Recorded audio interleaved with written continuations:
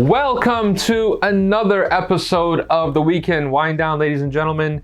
This week, Tom Hanks makes a new friend, quite literally. And there may actually be a reason for you to join Apple TV Plus. Maybe.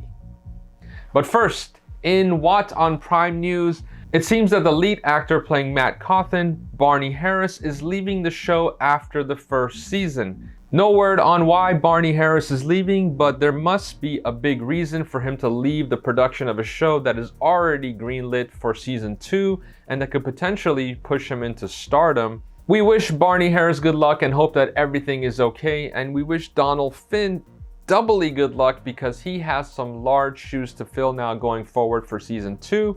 He was pretty good in The Witcher, so hopefully he'll do a good job as Matt Cawthon as well. In other Amazon fantasy news, it seems that Howard Shore, the Oscar-winning composer who did the music for the Lord of the Rings movies, may be returning for the show. By this point, everyone has pretty much seen the Lord of the Rings movies and you know how epic the music is. Having that level of music for a show is just going to elevate it that much further. And I think we're in for an amazing series. This is shaping up to be really, really good.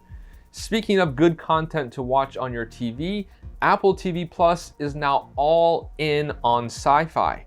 They are hoping that the release of 2 new shows and 1 new movie in that genre will bring customers to them. The Foundation, based off of Isaac Asimov's famous books, is now streaming on Apple TV Plus, and the initial reviews seem to suggest that it's going to be good. They are also planning a show called The Invasion, which will follow a diverse group of humans who have to deal with an alien invasion. And they're working on a brand new movie as well starring Tom Hanks called Finch. I just finished watching the trailer and it seems that Tom Hanks has switched his volleyball for a pet dog and a robot that he makes in the movie.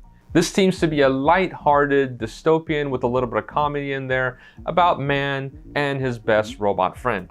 In other movie news, it seems that Sean Bean, remember him? He played Boromir and Ned Stark, is going to be in a brand new movie called Knights of the Zodiac, which also stars Famke Janssen.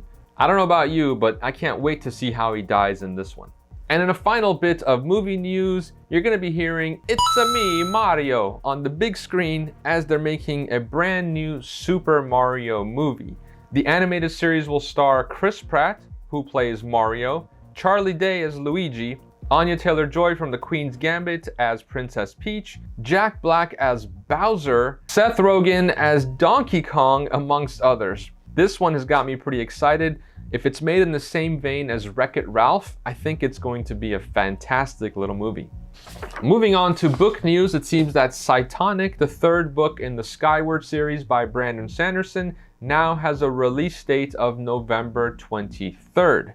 I still don't know how Brandon Sanderson writes this fast. He must have a twin brother, Brian Sanderson, who also works on these books.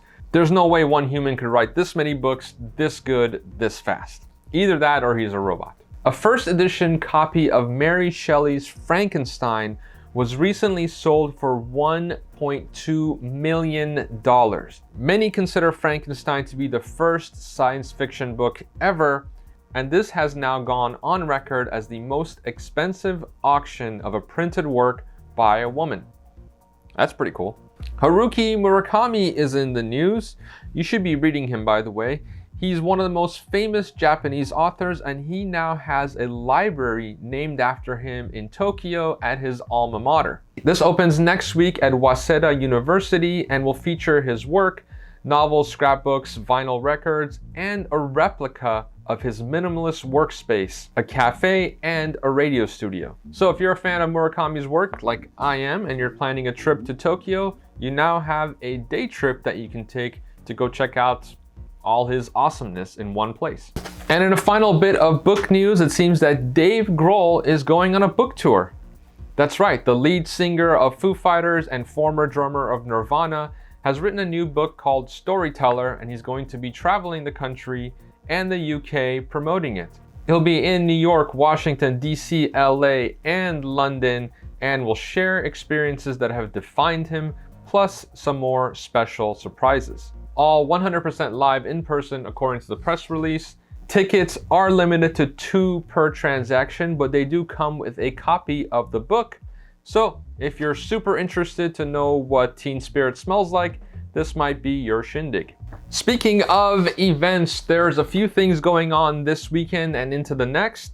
First, we have the D&D Weekend Celebration, which kicked off on Friday. There are going to be a variety of D&D sessions through the weekend, with many celebrities taking part, like Wil Wheaton and Mika Burton, and some of the creative folks behind Dungeons & Dragons, such as Chris Perkins and Jeremy Crawford.